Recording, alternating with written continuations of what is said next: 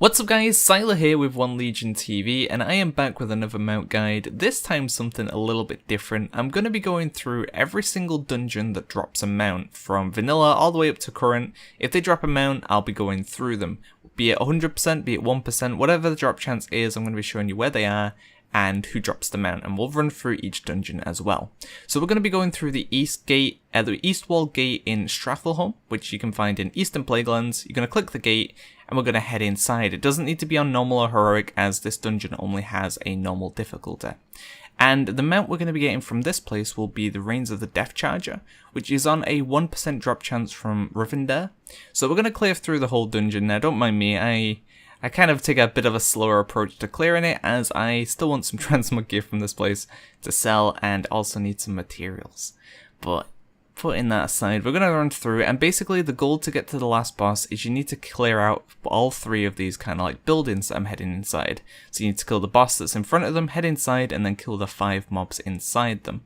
When you've cleared out all 3 of them, then you'll have access to like the boss's area, and we'll be able to kill the boss. So make sure you do that, otherwise you won't be able to get through the gate. So run through. Obviously these are low level mobs, so I'm going to assume everyone here has like a level 100 character, or even a level 90 shouldn't have any issue doing this either. But I will assume you have a level 100. So you could skip through all of these mobs, unless you want to clear them, as I said, for materials or potential transmog. Makes it a little bit more interesting. So once we've cleared out all 3 buildings, we're going to head to the gate, which is right here. This would normally be shut if we, if we didn't kill all 3 of those buildings. And we're going to kill out all the A-bombs here, so make sure you round them all up or kill them, whatever you need to do. Make sure they all die, and then once that happens, another boss will spawn. So there will also be a cheat sheet down in the description below saying all the mounts that we're going to talk about in this video, and all the locations, just in case you don't want to watch like a 25-minute video. But for people who aren't too sure, then yeah. So once we've killed out all the undead, there'll be these kind of 5 guardians that spawn, and then we can head inside Rivendare's room and kill them, and then we'll have a 1% chance on the mount. The next one up is the Bloodlord, which is on a 1.5% drop chance from Anzu, and you'll find Anzu within Sethekk halls, which is in Outland, and in Terakar Forest. We're going to head into the east entrance, and this does need to be done on heroic. The last dungeon could be done on normal, which means you can reset it over and over again and do it as many times as you want per day. But Sethekk halls is only heroic, and you can only do it once per day. So you can do it on multiple characters once, but on your main character, whatever, you're only going to be able to do it once. So do keep that in mind when you're running this place. Do make sure it is on heroic, otherwise Anzu will not spawn as well. So if you get inside and Anzu isn't there, then you know why. Run out and set it to heroic 5-man dungeon. So we're going to run through the dungeon once again. Now, it isn't the last boss, it's just before the last boss, so we do need to clear a little bit out. Once again, take my time, you don't need to kill any of this. There are mobs that mind control, so just be a little bit careful. Don't let them mind control you. It doesn't really do anything, it's just more of an annoyance, as you'll see in a moment. Especially for me, who's trying to kill them all for, as I said, transmog and other stuff to sell. They mind control me and they reset, so it's a little bit annoying. So just make sure you either don't pull them or you kill them as you're going, just so there isn't that chance of being mind controlled. So we're going to run through here, and luckily this place doesn't take very long to run. We're pretty much at the point where we want to be now. We just need to get through the Hall of Silence, and then the next room will be where Anzu is, so it should take you a couple of minutes. You know, at most, the longest part will probably be getting here, but you can take the portal to Shatrath City, and then fly from there to Orkadun, and then you'll be good to go. So there is Anzu, and as I said, it will have a 1.5% chance of dropping the mount, and you can only do this once a day per character, because it's on heroic difficulty. Next up, we're going to be heading to Magister's Terrace, which is actually located in the Isle of Quel'Danas. To get there, you can either fly from the Eastern Kingdoms, or you can come to Shatrath City and take the portal, and this will take you over to the Isle of Quel'Danas. Now, there's no flying here, you can only use a ground mount, so you can't actually fly to this zone, and you will need to take a flight path, or I don't even think you can swim. So keep that in mind as well. And we're going to head up this path. Now, I don't know if this is true or not, I don't know if it's still true, But to do this on Heroic, you needed to basically unlock Heroic difficulty. I think they removed those requirements and you don't need to do that anymore. But just in case, you may need to go and pick up a quest, just to like the right of where we were. That'll take you inside, and then you'll clear it on normal, hand in the quest, and then you'll unlock Heroic difficulty. But I'm pretty sure that's not the case anymore.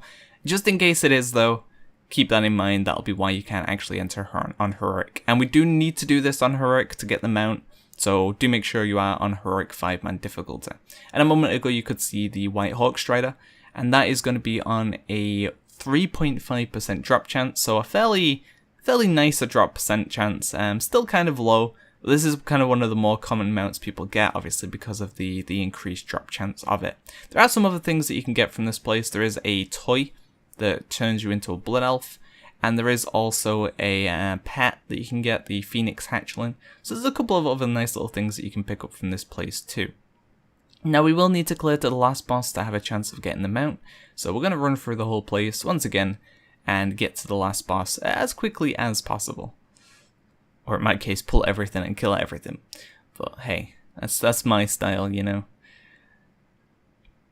It adds up though, if you clear these places, especially if you're looking for a particular mount and you loot everything and then sell it, and if there's anything that's worth selling on the auction house or crafting into something, you start building up your gold, so it's worth keeping in mind. It's a way to make a little bit of extra gold, you're double dipping on your time, so it makes sense. It does, it just makes the runs a little bit slower, so I can understand why people don't want to bother with that. So we're on to the second to last boss now. Just kill these guys and then loot them, and we'll head into the boss's room. Unfortunately, KT likes to talk, and before you can even start the fight, he's going to talk for a little bit. So it's probably worth running over to him as soon as possible to get him to talk, and then kill any kind of straggler mobs, because he does talk for a while. And then once we kill him, he's going to talk again. A bit like me, you can't really shut him up.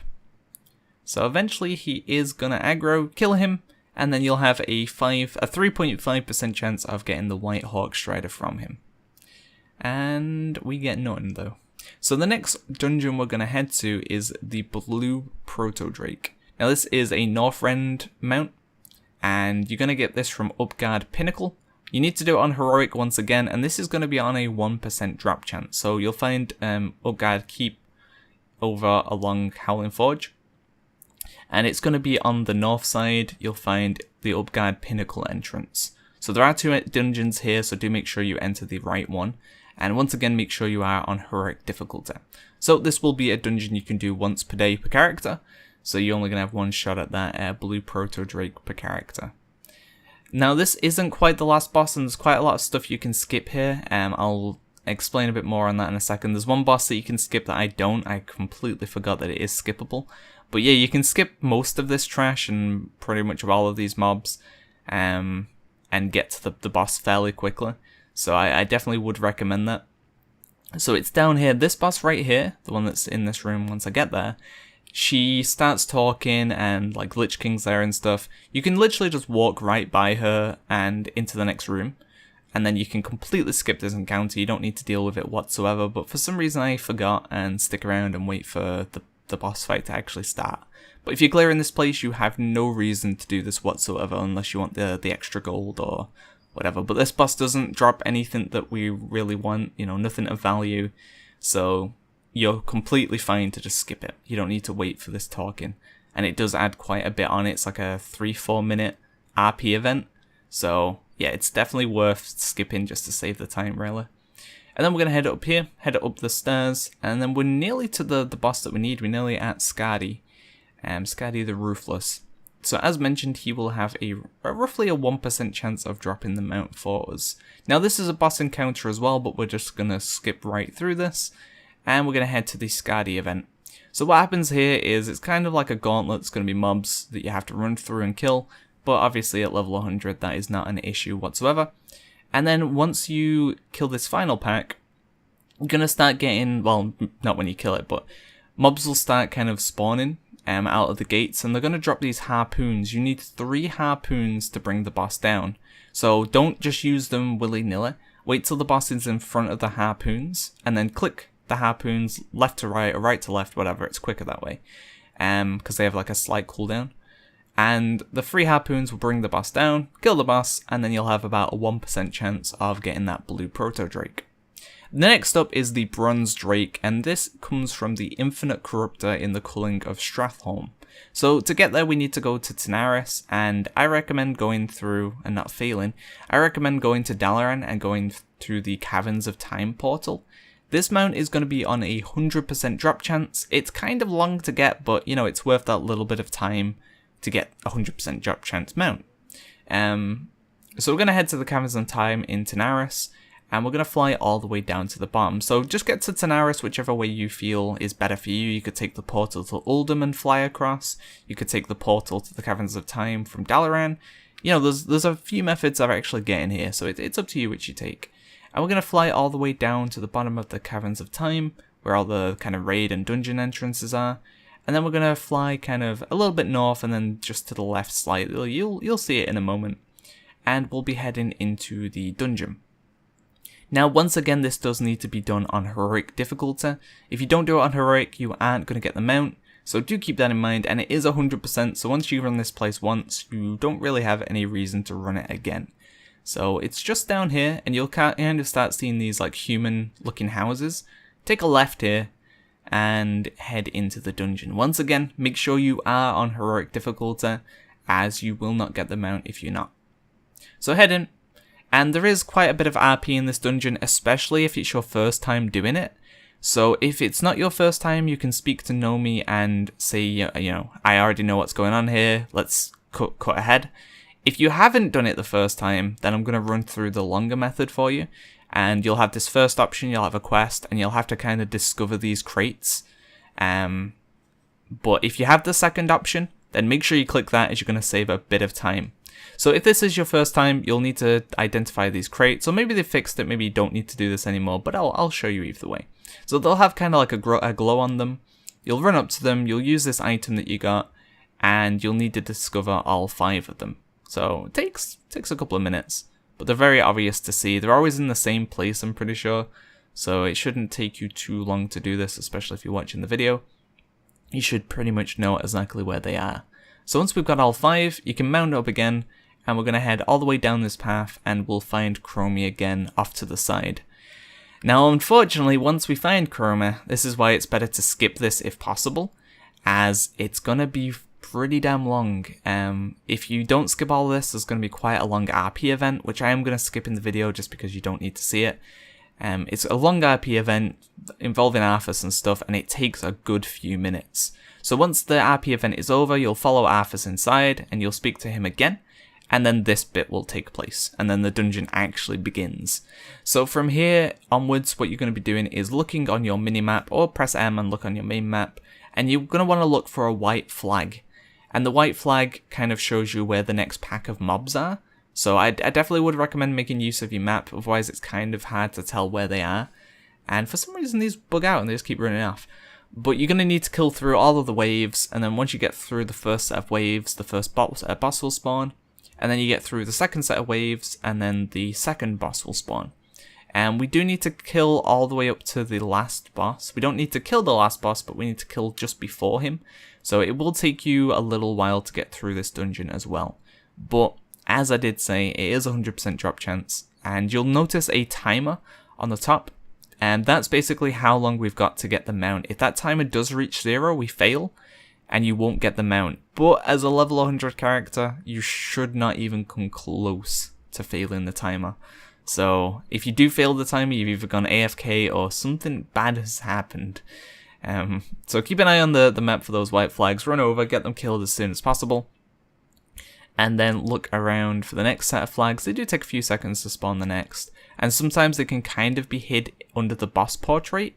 So this one is hid on the second boss portrait. You can kind of see it. So just if you can't see it, then, you know, assume it's under the boss portrait and run to there. And then you'll find that pack. So eventually we'll get through all of these packs, and the final boss will spawn. The second boss will spawn, and we'll show you what you gotta do next. Eventually. It does take a little while though. So we're gonna head down here. I think this is the final wave before the boss. Oh no, this is the boss. Okay. So the boss is now dead. and then we're going to head all the way down this path, and we're going to head inside this building here. You'll see Arthas outside of it once you've done all the waves. You'll speak to Arthas, he'll head inside, and he's going to do some more RP, unfortunately. So you're going to have to wait for this to end, you'll kill these mobs, and then you're going to escort Arthas through this building, basically. So make sure he doesn't die, as you'll fail, and you have to run back and reset this bit. So it's waste some time, you don't really want to do that, and he shouldn't die anyway. So eventually he'll carry on moving forward. There we go. And you basically just want to escort him through. It is kind of slow, but hey, you gotta do what you gotta do to get those mounts. And he'll eventually move on to the next bit after he finishes talking. He's like, let's hurry! Stands still and does nothing. Okay. And then there's going to be one more wave, or one more pack, and then we'll have a boss. And then after that, we're pretty much done with waiting for Arthas, thank God. And you'll pretty much have the mount, so just get through this final pack. A boss is going to spawn, and he's going to talk as well. People like to talk in this dungeon. And then eventually he'll be attackable. After he gives you his huge dialogue. There we go. So we can kill him, he's dead, now we can speak to Arthas, and he's going to unlock this kind of secret passage. Once the passage is unlocked, we no longer need Arthas, so you don't need to wait for him, you don't need to speak to him again, you don't need him at all. And we're going to run outside, we're going to run all the way through this path. It doesn't matter if you pull anything, it's whatever. And we're going to run all the way down, and eventually you'll get to the bit where you're at the boss room. Well, the boss room will be to the right, but do not go in the boss room. This is where a lot of people make the mistake with this. As they'll go in the boss room, they'll kill the boss with a timer, and they'll be like, where's the mount? I didn't get the mount. It's not actually the boss that drops the mount. Instead, we're going to skip the boss room, and we're going to carry on heading down this path. And it curves around, and eventually you'll find this infinite corruptor. Kill him, and he's the guy that drops the mount. He's going to give you that mount 100% of the time. As long as he is there, he will give you the mount. And if he isn't there, then you're either on normal difficulty, or you failed the time run. So keep that in mind. If he isn't there, you failed one of those two requirements.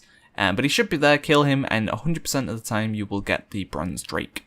So that is the Bronze Drake done. The next mounts on our hit list are from Zul'Gurub, and from here you're going to be able to get the Swift Zulian Panther and also the Armored Razashi Raptor. And both of these are on a 1% drop chance from the dungeon, so you're going to be able to get two possible mounts from one place, which is quite nice. Now they're kind of like remnants of some old mounts that you could get when Zul'Gurub was a raid. It was the Swift Razashi Raptor and the Zulian Tiger, and they've been changed, but they're still quite cool mounts. And we're going to head inside Zul'Gurub, which is in Stranglethorn Vale, and do make sure you are on heroic difficulty once again. This is going to be a place that you can only run once a day per character, so keep that in mind too. And our two kill targets for this place will be Bloodlord Mandokir and the High Priestess Kilnara. So you can run straight to those two bosses, get them killed, and then you can leave. Luckily, we only need to kill those two bosses. There isn't too much trash in the way either, so this should be quite a quick run to do each day. And as I said, it's really value because you can get those two possible mounts from it as well. So it's, it double dips. It's nice. So we're gonna head up here and we're gonna dodge the rocks, and we'll head to the first boss on our kill list, which is going to be Bloodlord Mandokir. Now, this shouldn't have any difficulty, but if you're a low-level character, you might struggle a little. But as a level 100, you should literally just one-shot him and you should be good to go. And then we're going to head all the way over to the other side of the dungeon, which will take us to the High Priestess Kilnara, and that will be the boss that drops the Swift Zulian Panther on a 1% drop chance as well. So we're going to run all the way back across this bridge to the right. You can hug the right side not to pull the big guy on the bridge. And then we're going to head right again once we get down across this bridge. Left, and then we'll be in kind of like the temple of the tiger people. Or the panther people, whatever you want to call them. And we're going to head straight to the bottom of this temple. And right at the bottom, you're going to find High Priestess. And you're just going to kill her up, and then you'll have 1% chance of getting that mount. So there she is. quickly kill her off, and there you go. That's another mount potentially got. To do all these each day, you know, to do the full run of each place or whatever, if you're just to do one run, it would probably take you about 2 hours. Obviously you can cut off the 100% ones once you've got those, and once you get one of the mounts, you can cut those off as well. Now this one is the Vitreous Stone Drake. I always pronounce that wrong, but you can see which one. Unfortunately, I haven't actually gotten this one yet. The cat mounts seem to escape me.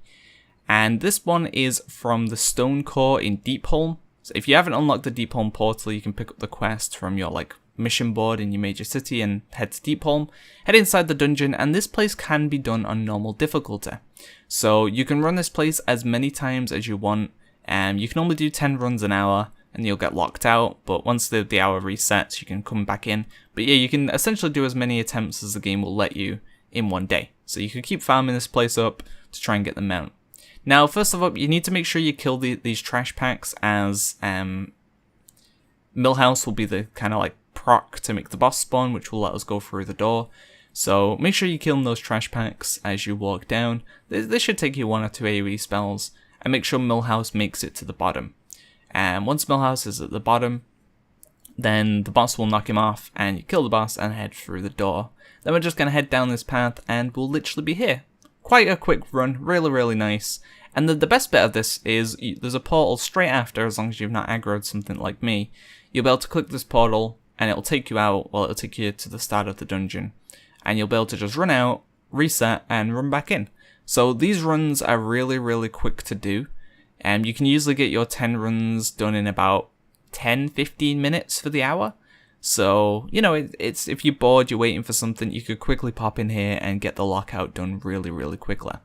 The second dungeon up, and that mount was on a 1% drop chance from Slabhide. The second mount is the Drake of the North Wind, once again another Cataclysm one, and this comes from the Vortex Pinnacle. It's going to be on a 1% drop chance, and you'll find the Vortex Pinnacle in Uldum, which is in Kalimdor, all the way down to the south, and it is up in the sky, so you will need to fly up here. This can be done on normal as well, so you can run in here, do it as many times as you can in an hour. Once again, you'll be locked to 10 runs per hour, but yeah, you can get these runs done quite quickly as well. So the Cataclysm runs are really nice and quick to do, but unfortunately I just can't get them to drop. So this is on a 1% drop chance as well, very similar to Slabhide. It's just under 1%, but I like to round them up as I feel there's a little bit of variation in it. It just seems odd that they aren't quite like a flat number. So the real drop chance, well, the data collected drop chance is 0.83, but yeah. So we're just going to clear through this, kill this boss, and then you'll be able to click this slipstream, which will take us to the next kind of platform. And then we're going to head up here. You don't really need to kill these if you don't want to. You could kill them to pick up the volatile air, make a little bit of extra gold on the side, but that's up to you. You'll get a couple per run. So it just adds a little bit more value into, running this place, basically. And then we're going to head up here, kill off these elementals, and we'll be at the second boss, which is the one that actually drops the mount. So once again, quite a quick run to do. And also, there's a way of getting out of this place very quickly as well. So if you plan on farming it, you don't need to run all the way back. Instead, once the boss dies, all you need to do is jump off the edge. And I'm not memeing, not trolling. If you jump off the edge, it will basically take you back to the start of the dungeon, as you can see here. It's going to teleport you back all the way to the start, and then you'll be able to run out and reset and then run back in. So there you go, that is another potential mount drop you could get. And then the final one we're going to get is from Zul'Aman, and that is going to be the Amani Battle Bear. Now this mount is on a 100% drop chance. Now people say it's a 99% drop chance. I've never seen it personally happen, and I've never known anyone, who I've spoken to personally that's had it happen. But apparently the mount is on a 99% chance, and there's an unlucky, you can get an item that is no good, basically. It's like a random piece of gear that can drop in its place. So if you are that unlucky, I guess lucky, unlucky, I'm not too sure which way it would be, then you'll just need to run it again the next day, and you'll be good to go. Now this does need to be done on heroic, but we only need to run this place once or maybe twice if you're unlucky, and you'll have the mount. So head inside, speak to Vol'jin, and then you're going to click on the Gong. Gong was like the hardest boss in here when it was a raid, Getting people to click that gong was impossible. And then eventually the door will open, and very similar to the Culling of Stratholme, a timer will begin. And you basically just need to get the dungeon done within the timer, killing all 4 of the first bosses. You don't need to go past the 4 bosses. Once they're dead, you'll get the mount. So we're going to head down here, and we're going to take a left and go through this kind of like gauntlet. But we're just going to run straight to the top of the gauntlet and straight to the boss. Now, as I said, I don't know if I mentioned it, but you do need to do this place on heroic. I think I actually did. But so do make sure you are on heroic. Kill this guy, loot him, whatever you need to do. You don't need to free the prisoner, so you can just leave them in the cage. I always do. And we're going to carry on. We're going to skip this trash pack. Now, you do need to kill this guy as kind of like waves that he sends at you, otherwise he won't progress. So do make sure you kill those. You don't need to kill those bears, though. And then he's going to send another wave at you here. Kill those off. And he's going to run away again. And kill off his bears once again. And then kill this final pack, and you'll be able to finally kill the boss. And then we're going to kill him off, and he's not going to drop the mount either, but that is 2 of the 4 bosses we need to kill killed. Once again, you don't need to free that prisoner. Maybe that's something to do with the weird drop chance, but I'd never ever touch the prisoners if I'm going for the mounts. I only touched the very last one, which is the one that drops the mount. So we're going to ignore the prisoners, and we're going to head to the 3rd boss. Once again, skipping as much trash as possible. Bop this guy down, and that is the 3rd boss done. And then we're on to the final 4th boss, which is the one that's going to give us the mount. So we're going to head all the way down here, around the river, straight down here. You can skip those guys. And then there's going to be these kind of like panthers that spawn, but as long as they don't dismount you, then you should be able to run all the way into the boss room, and they will despawn once you get in here. And then we're going to bop the boss.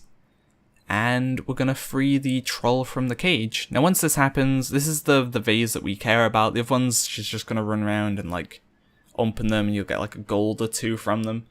You can run around with her and loot them if you want to. But for the mount, the thing that we care about is in this one. So eventually she'll get here. Just take her time. Come on troll. And here she comes. She's going to open this. You'll open this loot bag here, and it will have the Amani Battle Bear, or this fabled like 1% chance item that can drop. I've never seen it, I'd never known anyone to get it, so I don't know how true that is. So there you go, that is all of the dungeon drop mounts that are in the game that are soloable.